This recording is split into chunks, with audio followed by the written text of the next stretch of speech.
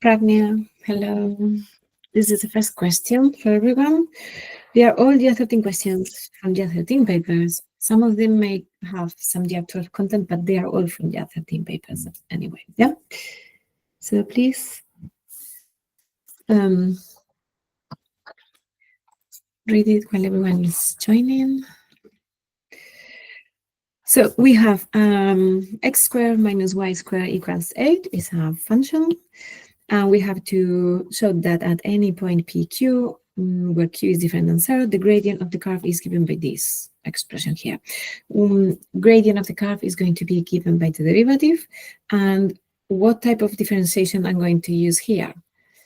I think the best is implicit differentiation, yeah? Because if we make x or y the subject, we are going to have the square root, which is okay, but I think it's even simpler if we just use implicit differentiation, yeah? If you make y the subject and do the square root, it's fine, you're going to get the same. So I'm going to use the implicit differentiation because that way I remind you how to do it.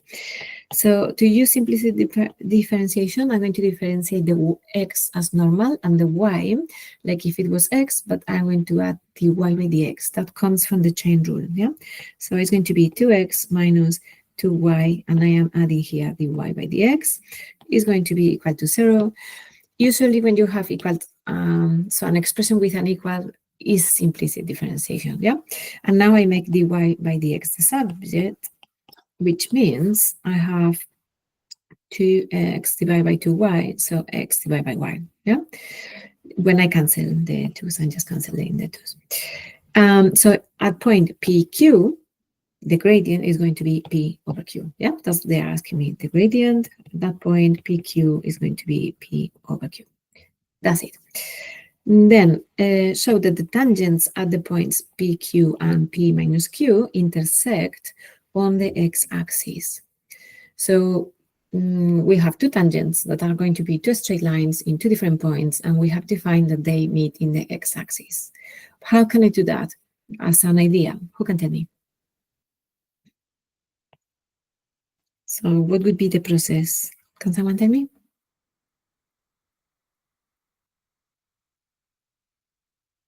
Can I find at least the equations of the tangents to start? So if you don't know how to do the whole question from the beginning, maybe just start with what makes more sense. So we have to see if we have two tangents, two lines, and we have to show that they meet in the x-axis. So at least there's going to write the tangents, and then maybe that helps, yeah? Tangent at point PQ is going to be, remember, y minus the y of the point equals the gradient x. So I'm doing that. So y minus q is going to be the gradient that we know is p over q, x minus the x of the point, which is p. Yeah, that's the tangent in PQ. The tangent in P minus Q is going to be y plus q. The gradient, if this one is x over y, is going to be minus p over q. Yeah, for the same that the other one was p over q. And then x minus p. And now we have to find where these lines meet. So we can find the intersection or solving simultaneous equations, or even easier, we know that they are going to meet in the x-axis, so we can make y 0 in both of them and check the value of x. I think that's slightly faster than solving simultaneous equations, but both things will work, yeah? So the intersection with the x-axis is going to be when y is 0. When y is 0, I have minus q is p over q, x minus p, and for this one, when y is 0, I have q is minus p over q, x minus p, and you can see x is going to be the same because I have the same expression, just in this one I have the minus on the left, and in this one I have the minus on the right, yeah? So x is going to be the same. We can find the value of x, but it's probably not even necessary. So q squared divided by p plus p is going to be x in both of them. Yeah, just making x the subject here or here. Does it make sense? So maybe you don't know how to do the whole thing from the beginning, but just try to make things that are going to help you, because you will get some marks just for those things, and because sometimes then you see what you have to do. Yeah. Is clear? Is simpler than it looks like, yeah? More.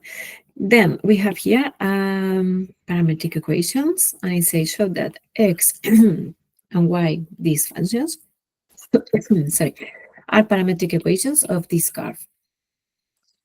When we have parametric equations and they give us the function, the Cartesian equation, we have two options. We eliminate t and we say that we get this expression, or we can sub in x and y and see that this is going to be 8.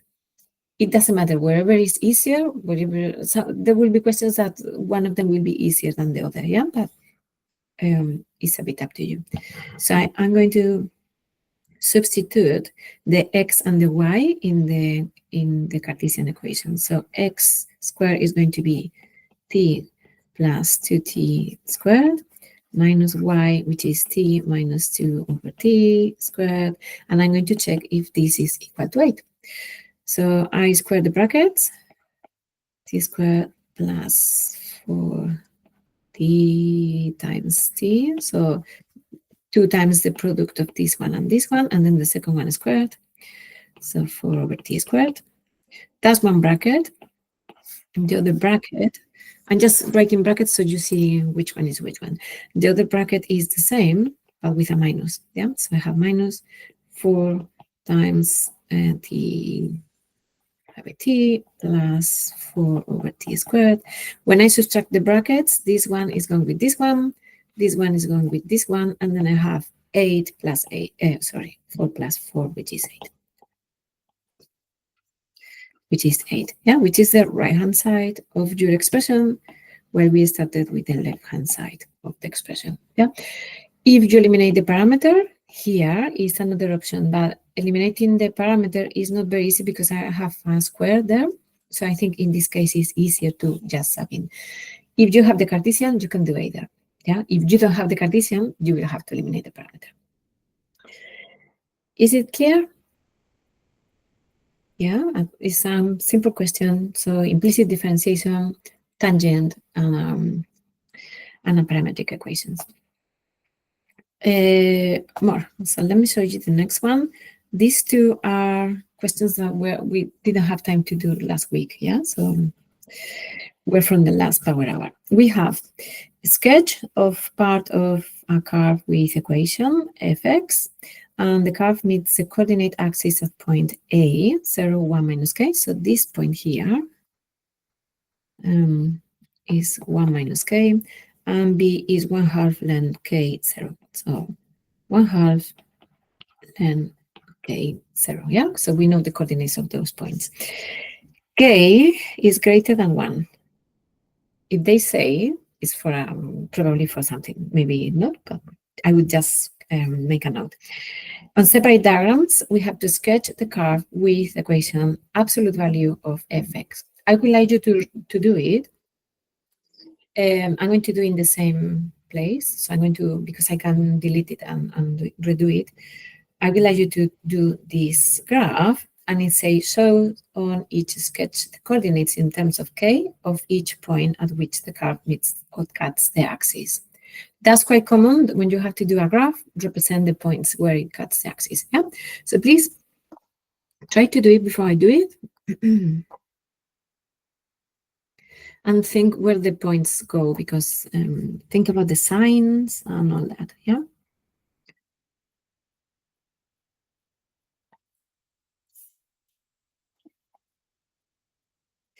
So absolute value of the function, remember, it mirrors everything that is negative, but not the whole graph. So we are not reflecting the whole graph, just the negative part. So our graph should be,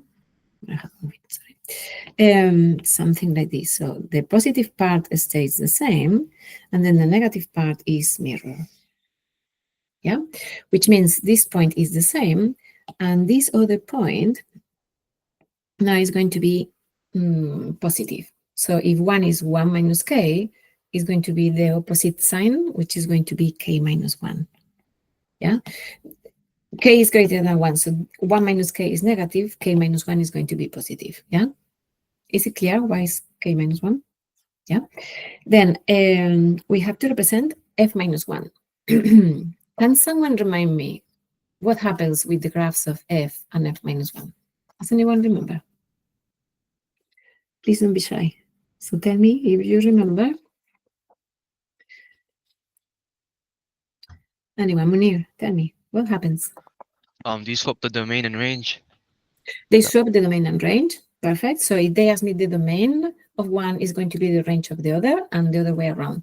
What happens with the graphs? Who can remember what property the graphs have that is going to help me with this question? Chris, what happens with the graphs? Is it not just reflected in the axis y equals x? Exactly. And that seems like a silly property, but we are going to use it for this type of question. So f and f minus 1 are symmetrical in the y equals x. Yeah, so if we represent y equals x, so this diagonal, this graph, y equals x, f and f minus 1 are going to be reflected. So that means my f minus 1 is going to be something like this. So I'm doing a kind of mirroring in the y equals x. This is like a mirror line and is the reflection. So the points that I have to write, the coordinates, are going to be this one and this one. This one, be careful, is not the reflection of this one.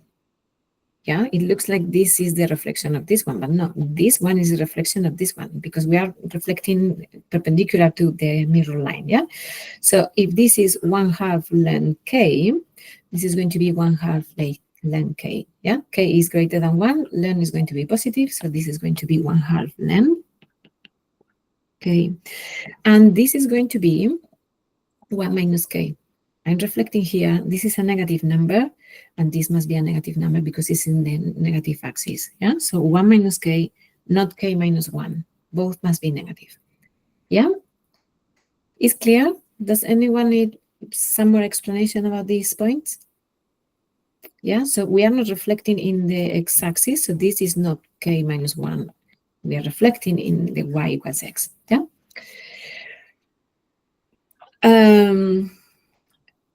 This is going to happen every time that they ask you to represent f minus 1 and you don't have the function. If you have the function, maybe you can find the f minus 1. But if you don't have the function and you just have a sketch, it's definitely the way of representing f minus 1. Yeah. Then, given that fx is this one here, state the range of f. So now we have to think a tiny bit. It's just one mark, and I think the easiest way of doing these questions is doing a sketch, even if it's a quick sketch. Can you type in the chat what do you think is the range? So range, remember, is the output, and the domain is the input. So if you know what the range is, can you please type in the chat? So think about how the function looks like, for example, and the value of y from what to what goes. So can you type in the chat, please? Y greater than minus k. What else? Greater than minus k. 1 minus k. So you have different options there. Think about how would you represent it? Minus k. Most of you have minus k. Yeah. So the range is going to be y greater than minus k. And it cannot be equal. So think about this graph. This graph, e to the power of 2x, is an exponential doing this. E to the power of 2x. Yeah. When I subtract k, I'm moving the whole graph k down. Yeah. So my new graph is here. And my new asymptote is in the minus k. So my function is going to be above minus k. Sorry, I wrote k, but this is minus k. Yeah. Sorry. Greater than minus k. And I cannot include the equal because it's an asymptote and it will never be equal. Yeah, it will never touch the asymptote. So it's going to be very close, but never touching. So that's the range. And you can write with f or you can write with f. So you can write this or this. Please don't write x because you might lose marks. Yeah, not in all the questions, but sometimes. So use X for the domain and Y or F for the range. Is clear? Y is the value. That's why I say sketches usually help. Find F minus 1. Do you remember that thing that we do of swapping X by Y and then make X the subject? That's what we are doing. So we have this function here. We can make X the subject and then change the letters, or change the letters and then make Y the subject. It's up to you, whatever your teachers have taught you. Yeah. So I'm going to make X the subject here. I'm going to other page. So I have Y is e to the power of 2x minus k. I'm going to try to make X the subject. So Y plus k is e to the power of 2x. I'm going to take length. So length of Y plus k is 2x. So X is length of Y plus k divided by 2. And now, when I make X the subject, that's going to be my F minus 1. And instead of Y, this Y, I'm going to write X because I need a function of X. Yeah. So this is length of X plus k over 2. Do you remember that method? And some of you will be changing first Y and X and making Y the subject. Is another way of doing it. Yeah. Is clear? So that's F minus 1, which is actually this function here. Yeah, we represent it, and now we have the equation. And then write down the domain of F minus 1. As Munir said before, the domain of F minus 1 is the range of F. And we state the range of F here. So we don't have to calculate anything. The domain of F minus 1 is going to be the range of F. And the range of F minus 1 is the domain of F. Yeah, so they are swapped. So the domain of F minus 1 is the range of F, but written with X because I'm writing a domain. So it's going to be X greater than minus K. Yeah, remember, if I write the domain, I write the X. Yeah, if I write the range, I use the Y because it's the output. Yeah, is the question clear? Any question? No? All good for everyone? Please stop me if there is something that you want me to repeat, yeah? Okay, more. This one here is a series sequences, yeah? So you will have one question in your exam. You have a whole chapter in series and sequences, so you will have one chapter. It could be geometric, it could be arithmetic, it could be a combination, or it could be something that is none of them, but most of them are going to be arithmetic or geometric, yeah? So we have an infinite geometric series has common ratio R. If they mention common ratio instead of common difference, straight away you know it's geometric, even if they don't tell you, yeah? So if they mention common ratio, it's going to be geometric. The first term of the series, so A1 or A, is going to be 10. And the sum to infinity is 50. Remember, in the geometric series, when I have an R that is smaller than 1, so when the absolute value of R is smaller than 1, I can add infinite values. And I have a formula in the formula booklet. So they asked me to show that R is 4/5. What I'm going to use to find R? The formula in the formula booklet. Yeah? So the formula for the geometric, the sum of infinite terms of a geometric series is A over 1 minus R. Let me show you. Please get familiar with the formula booklets, because in an exam you don't want to be flipping pages trying to find something. Yeah. So in geometric series, S to infinity is A over 1 minus R. Yeah. So we have A, and we need to find R, and we have the sum to infinity. So it's just substituting. That's why it's just a couple of marks. Yeah. So sum to infinity is A over 1 minus R. In this case, 50 is 10 over 1 minus R, which means 1 minus R is 10 over 50. Yeah, so 1/5. So R is 1 minus 1/5, which means is 4/5. Yeah? We have the answer anyway, it was just checking. So we use the formula and that's it. Then find the second term of the series. I know the first term and I know the common ratio. So the next term is just going to be the first term multiplied by the common ratio. So we don't have to think too much. Second term is going to be the first term multiplied by the common ratio. So the second term is what? 8, no? Yeah, 8. So that's the second term. So these two first part are just kind of those nice marks.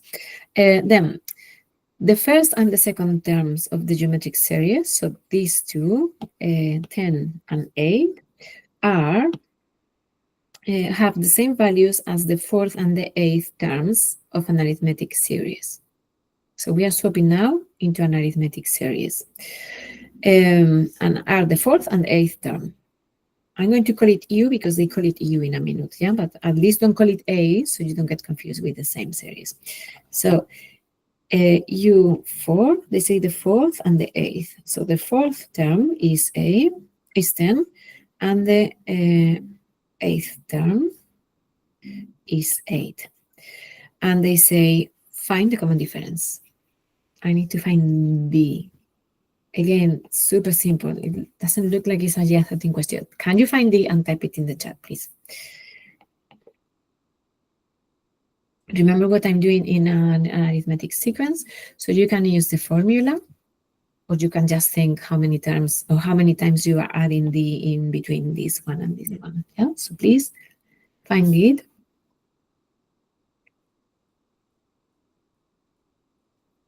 And you type it in the chat when you have it, yeah?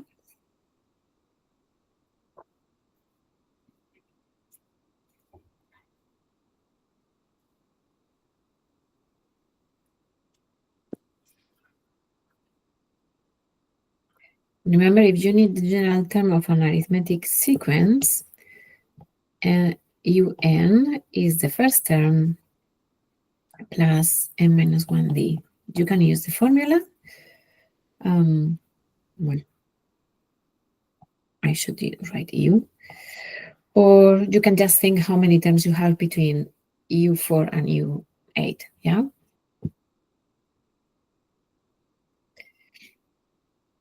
What is the common difference? Yeah, Ethan, minus a half. Are you all getting minus a half? So U4 is 10, and U8 is going to be U4 plus, we are adding to U5, 6, 7, 8. So 4 times the common difference, so 4D. So that means that A is 10 plus 4D. So 4D is 8 minus 10, so minus 2. So that means that D is minus 2/4 or minus a half, yeah? Simple. And you can use the formula and write in terms of U1 or the first term, and then ignore that one, or solve simultaneous equations without eliminating the first term. Okay, the nth term of the arithmetic series is UN, and we have to add the first 40 terms. I have a formula, again in the formula booklets, to add the first n terms of an arithmetic series, which is this one here, yeah? You have two formula, one in terms of the first value and the last value. When you don't know the common difference, but you know the first value and the last value of the series that you are adding, or this one, when you know the common difference and the first value, but not the last one, yeah? So we are going to use this one. So very quickly, the sum of the first 40 terms, so remember this only means the sum of the first 40 terms, yeah? So I'm going to do n halves, so it's 40 divided by 2, multiplying by 2 times the first term, plus n minus 1, so 40 minus 1, common difference, which is minus 0.5 or minus a half, which means we need the first term. Yeah, we don't have it, or we don't have it yet. How can we find it? We can find it with the formula and one of the terms that we know. Yeah, so for example, if you use this one, U10 is going to be A, so the first term that we don't know, 9, and the common difference. Yeah, so if we substitute here, we can find the first term. Yeah, because we don't know the first term. So U10, U4 is going to be the first term plus 3 times the common difference. So in this case, U4 was 10, A plus 3, and the common difference was minus a half. Yeah, so A is going to be 10, 23 halves. Do you get 23 halves? Yeah, okay, so that's the first term, and the sum is going to be n, which is 40, divided by 2. I'm doing the formula correct, no? Yeah. 2 times the first term plus 39 times the common difference. Yeah, just substituting in the formula.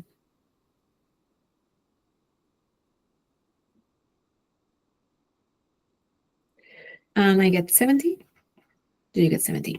So that's what they're asking you when they say the sum of the terms between 1 and 40, the sum of the first 40 terms. Yeah, that's what it means. So this formula, the formula that we are using from the formula booklet, is adding terms from the first one up to n, wherever n is for each question. Yeah.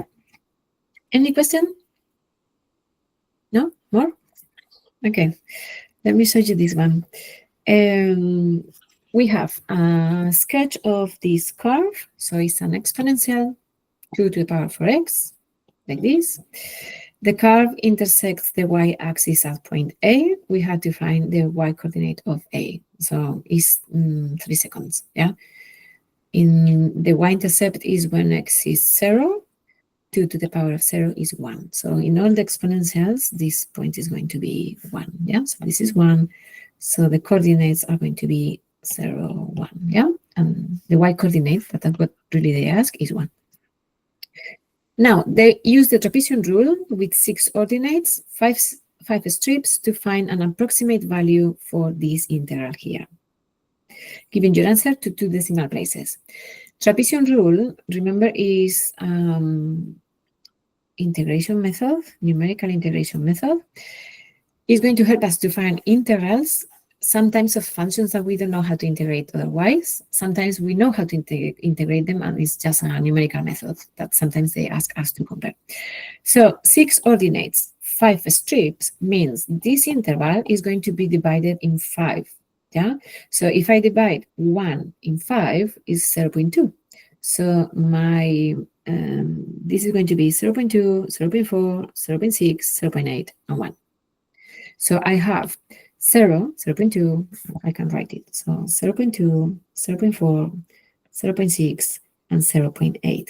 So I have 1, 2, 3, 4, and 5 strips. Yeah? And 6 ordinates, 6 y's. So these are values of y's.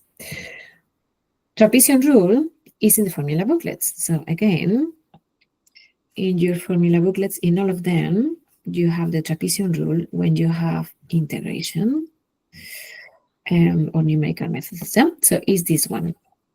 And the formula is the width of your intervals, that must be the same, divide by 2, and then multiply by first ordinate and last ordinate, and then plus 2, all of the other ordinates. And ordinates is just the values of y's, yeah? So my recommendation is that you maybe do a table or write the values and in the formula before just going into the calculator and give an answer. Yeah, so this is for marks. If you just give the answer and the answer is wrong because you made a mistake in the calculator, you are going to lose the marks. So or you do a table to show that you know what you're doing. So something like writing 0, 0.2, 0.4, 0.2, 0.4, 0.6, 0.8, and 1, or you substitute in the formula, but you write it down, not just use the calculator, yeah?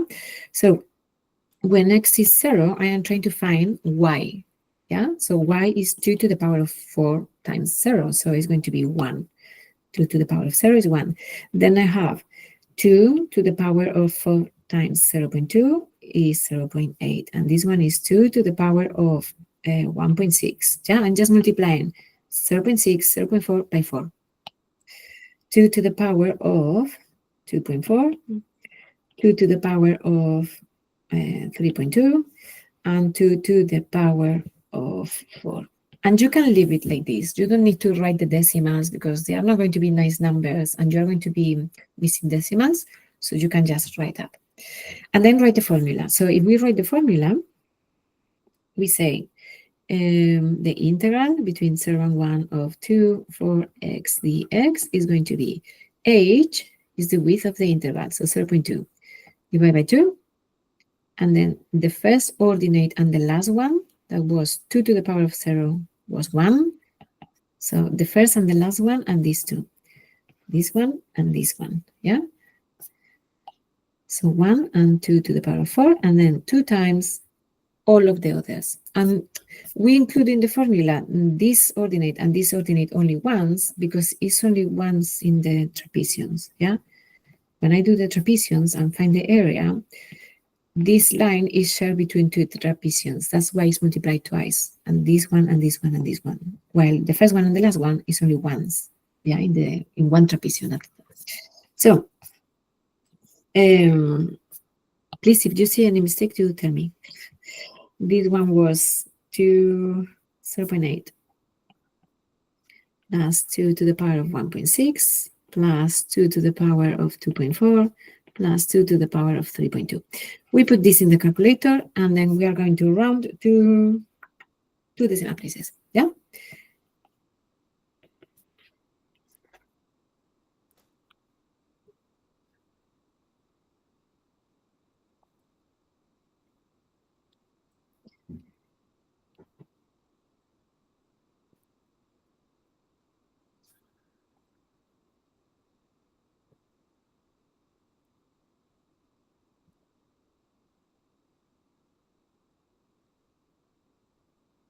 Type in the chat if you got a value so we can check.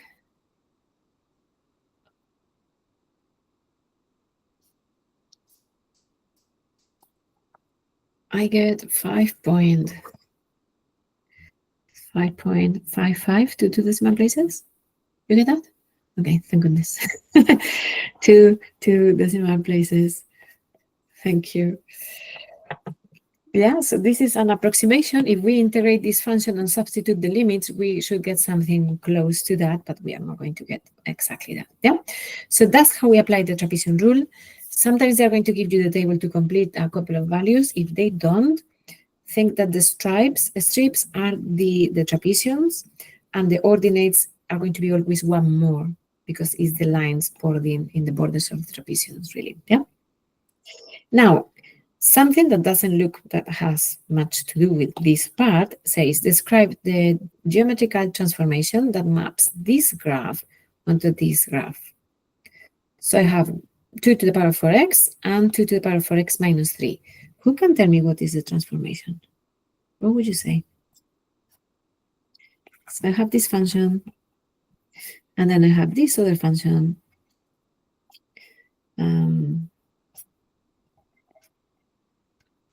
What is the transformation? Can someone tell me?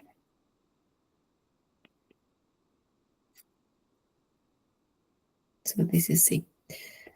Anyone? Because it's not, I'm not doing, if this one is fx, I'm not doing f of x minus 3, right? Because if I'm doing f of x minus 3, this minus 3 will be multiplied by the 4. Lunel, what are you thinking? I'm not too sure, but is it maybe a stretch in the y direction? Yes. What? How? I'm not sure what the scale factor is, but I just think it's in the y direction. We are very close. How can I rewrite this power? We can just separate them out, can't you? Yeah. So 2 to the power of 4x? Divide by Okay. 2 to the 3. Yes. So this is fx divided by 8, no? Yeah. So please be careful because this is not of f of x minus 3. F of x minus 3 will be 2 to the power of 4x minus 3 in brackets, yeah, or 4x minus 12. So sometimes it's a bit difficult to see. So what we can do every time that we have powers is separate the powers, because when we separate the powers, one won't have x, and that will be a number. So that means I am multiplying my function by 1/8. Yeah, so it's a stretch in the vertical direction. I'm in this situation. So remember, when I have a constant multiplying fx, is a stretch in the vertical direction, and the scale factor is a. So in this case, it's a stretch in the y direction, so vertical, and the scale factor is 1/8, which means I'm squeezing my function, right? If I multiply everything by 1/8, I'm just squeezing it, but it still is called a stretch. Yeah, stretch, vertical direction, scale factor 1/8. Is clear for everyone? You see how we found it? Then the next one says the same curve is translated by this vector. So it's 1 to the right and minus a half down to have a different function. So the function now crosses the x-axis at the point Q. Find the coordinates of Q. So we have a couple of options. We can write the equation of this function using this one, which is not difficult, and then find the x where the graph cuts the x-axis, or think where this one cuts the x-axis and then translate that point. I think finding the equation is safer. So how am I going to find the equation? If I am translating to the right by 1, is f of what? F of x minus 1. Remember, if I'm moving, so this one is moving right 1, and then this one is down 1/2, yeah? So that means my function g, my function gx is f of x minus 1, that moves it right 1, and then the whole thing minus 1/2 move this down by 1/2. So this is my function, which means if fx is 2 to the power of 4x, so we know that fx is 2 to the power of 4x, when I do f of f minus 1, I'm doing 2 of 4x minus 1, and then minus 1/2. This is my function gx, yeah? So I'm moving it right by 1 and down by 1/2. So it means I have this equation. I need to find when it cuts the x-axis, so I'm going to make the y equal to 0. And it's very straightforward. So gx equal to 0. Yeah, so 2 to the power of 4x minus 1 is going to be equal to 1/2. You can take logs, or as they are both powers of 2, is faster if we write the 1/2 as 2 to the power of minus 1, just compare the exponents. Yeah, if we have the same power, the exponents must be the same. Yeah, so if you take logs, or you write that 4x plus 4 is equal to minus 1. So 4x is minus 5. So x is minus 5/4. Yeah. Yes, is it clear? Yeah, any question? No? Okay, more things. And in this question, in this particular question, because sometimes what we can do is to see when these graphs cuts the x-axis and then translate it. But this graph doesn't cut the x-axis. Yeah, so this graph is an exponential like this. So it doesn't cut the x-axis. I have an asymptote in the x-axis. So in this graph, it's not easy to see without finding the function, if that makes sense. Yeah. Okay, more. This is kind of long question and quite mixed question because we have done the trapezium rule, then these translations, and now some logarithm questions. So given that log to the base a of k is this expression here, so that k is 10. It's very, very fast. Remember the properties of the logs. When you want to eliminate the logs in an equation, you want log of something equal to log of something. Therefore, the something and the something must be the same. Yeah, so it's just using the properties of the logs to rewrite this again. I'm going to do it here so we can keep an eye on the thing without copying it. Yeah. So I on the left, I'm going to leave log k, and on the right, these 3 can go as an exponent. The ones that are adding are going to be multiplying. The one that is subtracting is going to be dividing. Yeah, just putting them all together in ones. I have log 2 to the power of 3 times 5 and divided by 4. Yeah, using the properties of the logs. And now k must be this value here. Yeah, and this value here is 10. Yeah, so it's 8 times 5 divided by 4. And it's 3 marks. Come on. This is something that you can do in year 12. Yeah. And now the last bit of this question says the line y equals 5/4 crosses this curve at point P. And we have to show that the x coordinate of P is this one here. So we have the function that we had before. Yeah.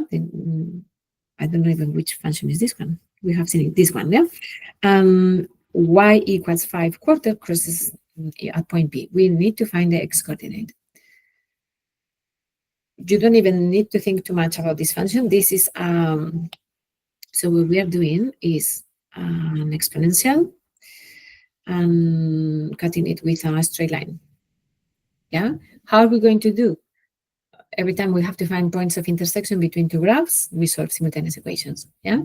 So we solve this equation together with this equation. So we can equate each other and solve it. We have to find the x coordinate and write this way, which I think is a bit that is a bit complicated. So simultaneous equations, I can equate them each other because I have y the subject involved. So I can write 2 to the power of 4x. Oh, sorry. 2 to the power of 4x minus 3 equals to 5/4. Is that it, no? 5/4. And we need an expression that is has a log to the base 10. So remember, you always can solve and take any logs and get the same answer. But if you have to write in a particular way, in this case, we have to take logs to the base 10. Yeah, don't take logs to the base 2, for example. That would be maybe more convenient. We are going to take logs to the base 10. Yeah. So if we take logs to the base 10, we have log 10 to 4x minus 3, log 10 5/4. So that means the 4x minus 3 can go to the front, all in brackets. Please be careful. Log 2 equal to log 10 5/4. And now we are going to make the subject, x the subject, and you have to make it look like 1 over 4 log 2. 1 over 4 log 2. So please try. It's just working with the properties of the logs and what you know. But it's not immediate, yeah? So make x the subject and work with it until you have this.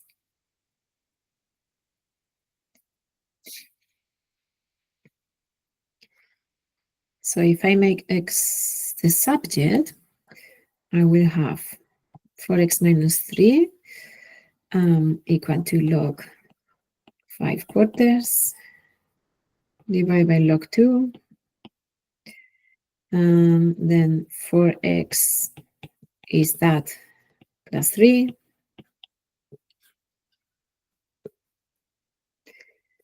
So x is going to be 1/4 of all that. How do we go from here to just here? Yeah, we have the quarter. It's the only thing that we have. And it looks like we are never going to be able to have only 1 over log 2 with this. But if you start to do things, you will get there. So I have a fraction and a number adding together. So probably the first thing you would want to do is to add these two things together. Yeah, so let's going to do that. It's just a bit of working out. Oddly, if you expand this bracket, it's easier, but that's not something that I would do if I don't know I have to expand the bracket. Yeah, so you could expand this bracket and then it's a bit less steps, or it's a bit more straightforward, but it's probably something that we wouldn't do.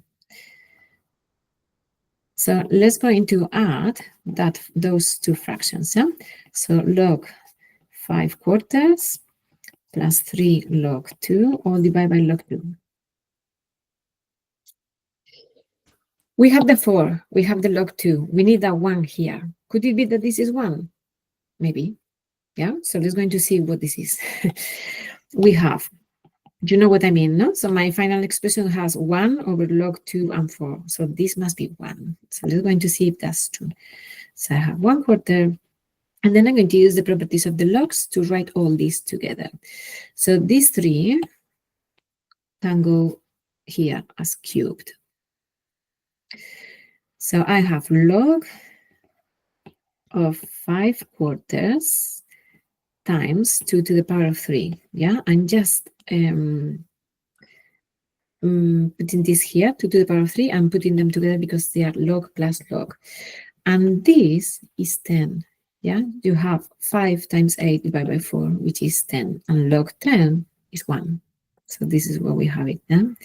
Log 2. This is 10. So I have 1 over 4 log 2. Don't get scared when it doesn't look like you're going to be able to write it. It's start to do things. Yeah, because if you see this expression here, you think, how am I going to get 1 over log 2? Just have to do some working out. You just add these two things. You know how to. And then you, using the properties of the logs, try to simplify this. And when you try to simplify this, you realize that it's just only 1. Yeah. So don't get scared because the expression is very different. But you have just start doing things. Maybe you try something and it doesn't work, but then maybe you try something else and it works. Yeah. Is it clear? Anyone needs me to repeat any bit? No? All good? Okay. So this question is done with lots of marks and lots of different things. I have a mechanics question. So we have, and this is, maybe you all haven't covered that. So the ones that are with me in the lessons, we haven't covered this yet. So it's further kinematics. So it's a mix of variable acceleration that you see in year 12. So you all should know that, and vectors. Yeah. Remember, in variable acceleration, we integrate and we differentiate. So I'm going to remind you, when we have variable acceleration, the velocity is the change in displacement. So when we differentiate, we get is the rate of change of displacement, and the acceleration is the rate of change of velocity. And the opposite to differentiate is integrate. So we have this connection between our variables.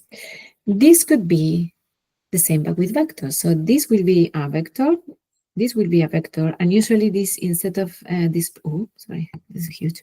Instead of displacement is usually vector position. Yeah, position vector, but it's the same. So the idea is the same, you differentiate or you integrate. So let's see this question, because it's not difficult to understand even if you haven't seen the topic. So at time t-second, you have a vector velocity that is given this way. Yeah, it's in terms of the time, and it's squared, which means the acceleration is not going to be constant anyway. Yeah, so I'm going to write it because I prefer in column vector. I know you can work always in either notation. I just see it better. We have to find speed at time t0. What are they asking? Can you type in the chat if you know? Don't give me the answer. Just tell me what are they asking when they say find the speed when t is 0. What are they asking? Magnitude, near magnitude of velocity, exactly. Please remember, magnitude of the velocity has a particular name, which is speed. So every time they ask you the speed, they want the number. They don't want a vector. While if you have acceleration, there is not a particular way. So if they want the magnitude of the acceleration, they will say the magnitude of the acceleration. If they say acceleration only, is the vector. Yeah. So at time t0, I'm going to find my vector velocity. And when I have the vector velocity, I'm going to find the magnitude. Yeah. So very simple. When t is 0, my vector velocity is 0, 0, 7 and 0, minus 3.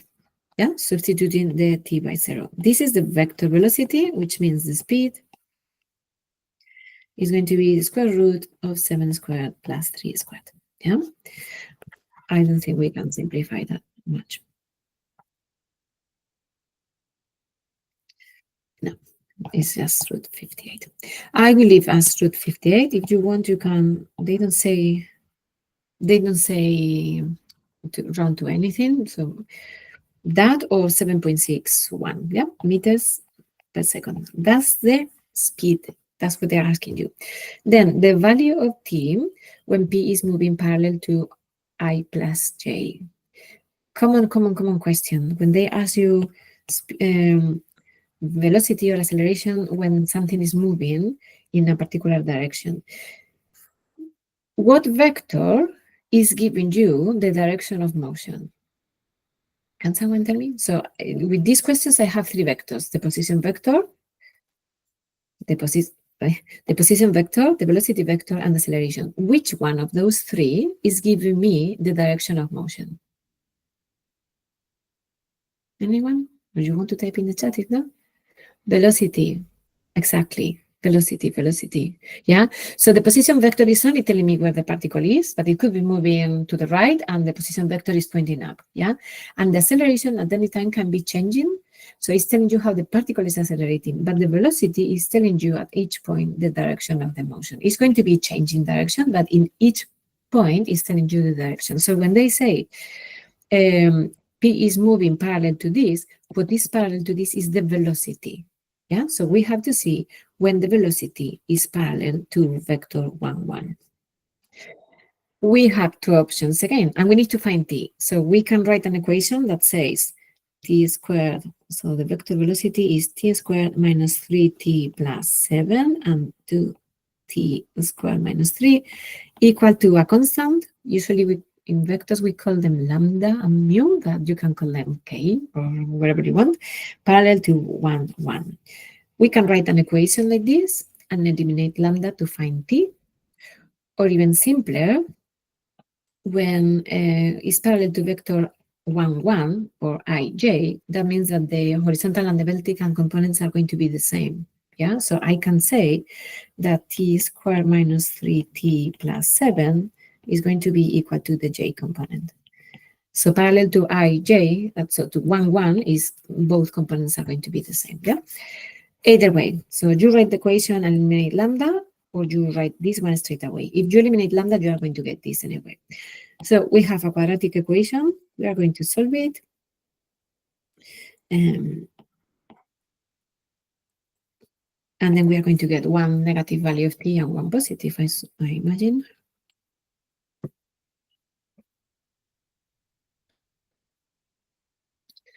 So I get 2 and minus 5. Yeah, so t is 2. T is minus 5.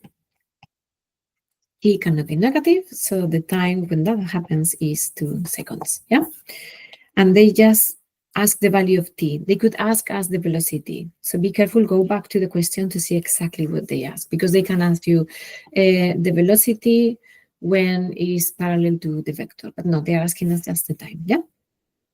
Then the acceleration of p at time t seconds.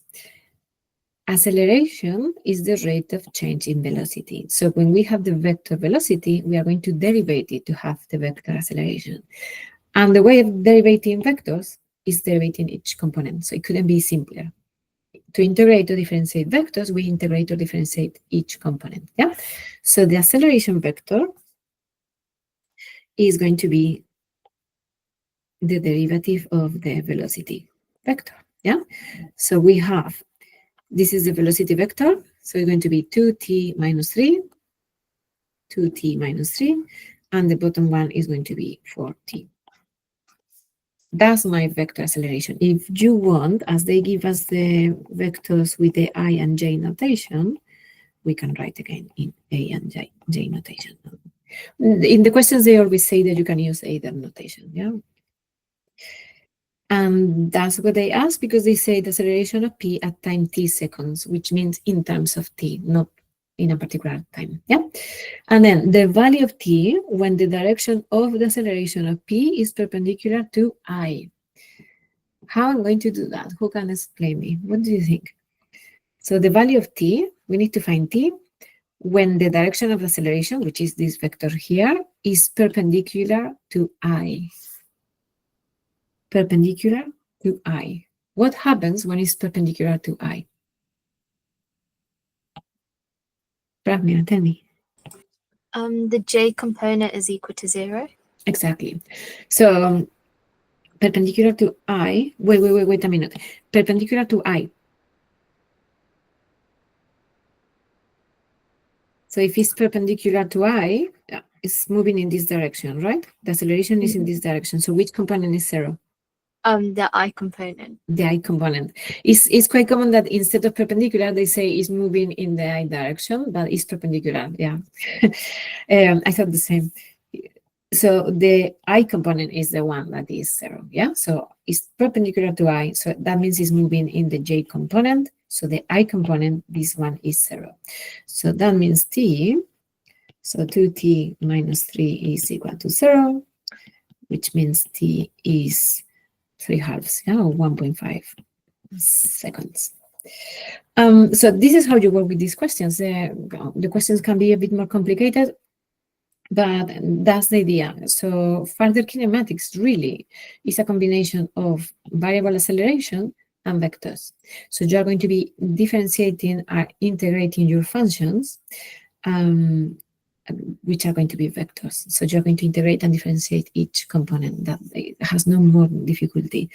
Whenever you integrate, remember that you will have some numerical information somewhere to find the constant of integration. Yeah. So if imagine they are asking us, we have the velocity and we need to integrate to find the vector displacement or position vector.